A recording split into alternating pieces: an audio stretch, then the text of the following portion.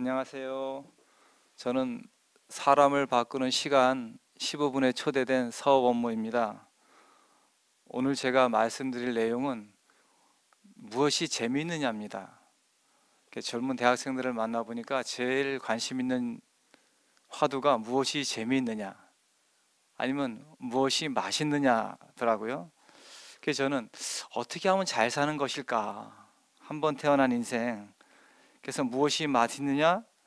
에서 무엇이 참으로 가치가 있는 인생일까? 무엇이 의미가 있는 것일까? 이걸 생각해 보게 되었습니다. 사람은 무엇인가에 자기 혼이 팔릴 만큼 몰입되어야 재미있고 신이 납니다. 자기를 잃어버릴 만큼 몰입되면 더 신나고 재미있겠죠? 저도 내가 몰입될 수 있는 대상이 뭔가를 찾아서 많이 시간을 보냈습니다.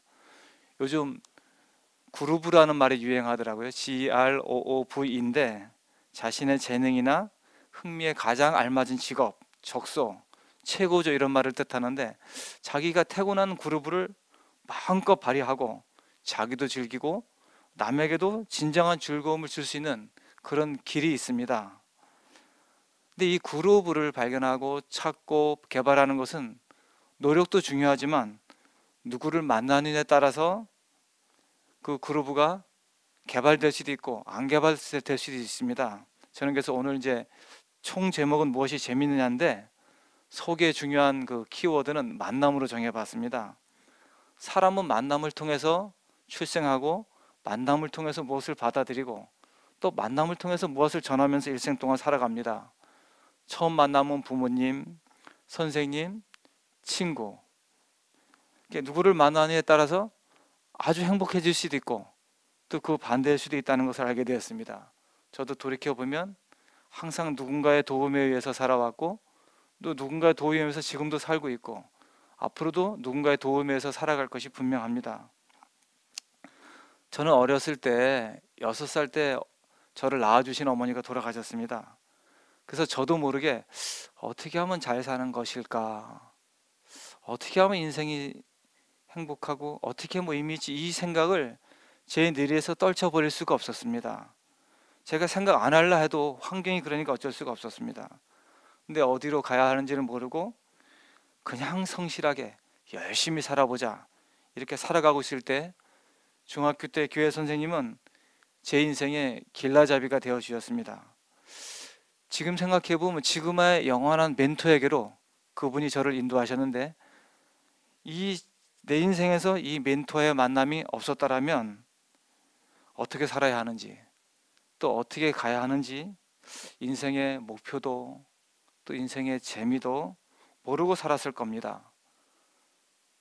그 물질적 소유와 뭐 눈에는 뭐만 보인다고 내 눈에 보이는 물질적 소유와 땅에 있는 사정에만 따귀비처럼 붙어서 옴짝달싹 못하고 재미없게 살을 내 인생에게 이렇게 사는 것이 제일 아름답다, 이렇게 그분의 삶 자체로 저에게 보여주신 분이 있어서 저도 찌푸러진 얼굴이 펴지고 제 인생이 넓어지고 밴댕이 속 같던 내 속도 쾌활한 그런 사람이 되었습니다. 그래서 제가 돌이켜보면 돌이켜볼수록 성실하면 되고 노력하면 되고 하면 되는 것도 맞지만 더욱더 중요한 것은 인생에서 누구를 만나느냐, 누가 내 인생의 멘토가 되느냐가 너무너무 중요하다는 것을 알게 되었습니다. 저는 그래서 이 멘토에게서 제가 느낀 것은 꽃에서도 향기가 나지만 야, 인격에서 향기가 나는구나. 보통 카리스마라고 하는데 카리스마가 매력적인 이런 뜻이잖아요, 그죠?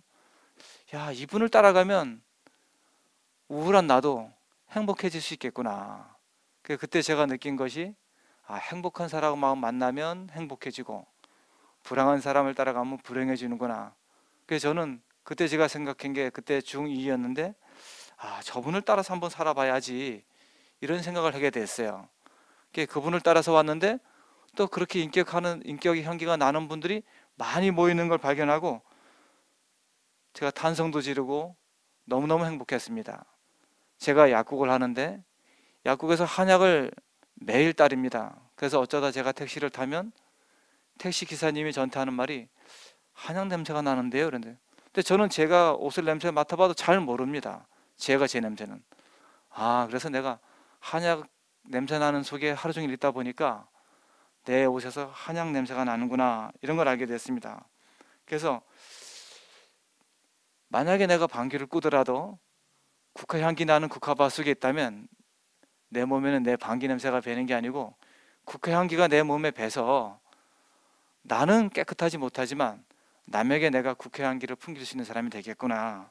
그래서 제가 느낀 게 뭐냐면 나의 어떠함도 중요하고 나의 노력, 나의 성실, 나의 의지도 중요하지만 더욱더 다른 차원에서 중요한 것은 어떤 사람들과 사느냐, 또 누구와 사느냐, 무엇을 말하는 사람과 사느냐, 이게 저는 제 인생에서 가장 중요하다고 생각하고 오늘의 저를 있게 한 가장 결정적인 동기가 되었습니다. 그래서 저는 나쁜 것은 보지도 말고 듣지도 말고 말하지도 말라. 이거 저기 북극 하와이 가니까 원숭이 밑에 써 있던데 저는 그걸 웃으면서 저게 내 인생이 살아갈 지침이구나 이렇게 생각하게 되었습니다. 그래서 저는 그 이후로 국화밭에서 국화 향기 나듯이 인격의 향기 나는 인격의 꽃밭에서 살게 되었는데 제 인생에서 부정적인 생각, 암울한 생각, 그런 쓸쓸한 생각 이런 게 모두 날아가고 나는 행복하구나. 지금까지 내가 살아온 것도 누구의 은혜로 살아왔구나 이런 생각을 하게 되었습니다.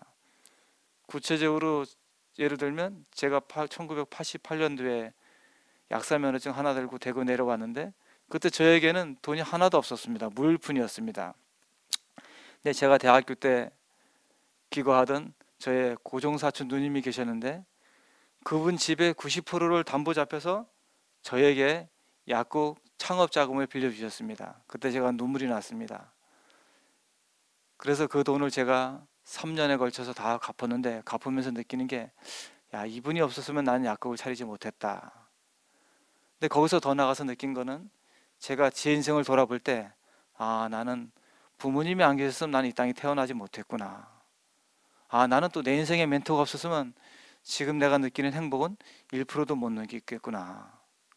또 더 가까이 지금 내가 느끼는 아름다운 가정은 우리 집사람이 없으면 못 느끼겠구나. 그래서 저는 내 환경에 대해서 왜 이렇지? 내 인생은 왜 이럴까? 물음표 투성이었습니다. 내 인생의 이 부분은 없었으면 좋았을걸. 꼭 영화 찍을 때 요 필름은 잘라버렸으면 좋았을걸. 너무 암울하다. 이런 부분이 많았는데 제가 지금 와서 감사와 은혜로 회복되고 보니까 그때 그 내 인생에서 암울했던 부분이 지금 나에게 은혜와 감사를 넘치게 하는구나. 그때 그 사건은 나에게 지금에서 내 속에 깊은 은혜를 유발하는 원동력이 되었구나. 옛날 촌에서 펌프질 할 때 펌프를 그냥 품으면 물이 안 나옵니다. 처음에 한 바가지 물을 붓고 그걸 마중물이라고 하는데 그 마중물을 붓고 펌프질을 하면 나중에 그 펌프물이 콸콸콸 잘 나옵니다. 그렇듯이 제 인생의 부정적인 부분은 마중물이었구나 이렇게 해석됐습니다. 그러고 나서 제 인생을 다시 해석해 보니까 제 인생 전체와 감사가 밀려오더라고요. 그래서 제가 느낀 것은 인생은 환경이 좋아서 행복하고 나빠서 불행한 게 아니고 해석을 어떻게 하느냐가 너무너무 중요하구나. 그래서 저는 제 인생을 재해석하기 시작했습니다. 내 인생의 모든 것은 행복투성이구나 이렇게 해석하게 됐습니다. 그러고 나서 이제 최근에 대학생들을 제가 만나는 계기가 있는데 인격에 향기가 나는 사람과 만나다 보니까 제가 남한테 웃으면서 얘기하고 재미있게 얘기하는 사람이 되더라고요. 옛날에 제 별명은 무미건조, 김 빠진 맥주, 도덕교과서, 재미없는 사람 이런 사람이었는데 제가 이제 조금씩 재미있는 사람이 되어가는 게 제가 봐도 신기하고 제가 아침에 새벽에 눈을 뜰 때마다 참 신기하다. 어떻게 재미없는 사람이 이렇게 조금씩 바뀔까 이런 재미에 삽니다. 그래서 이렇게 인격의 향기가 진하게 나는 국화 향기보다 더 진하게 나는 곳에서 함께 살면서 이 방송을 듣는 여러분도 그 향기를 뿜으면서 인생이라고 주어진 이 시간에 인격의 향기를 뿜으면서 아름답고 재미있게 살아보지 않겠습니까? 제가 있는 이곳으로 여러분을 초대합니다. 예, 들어주셔서 감사합니다.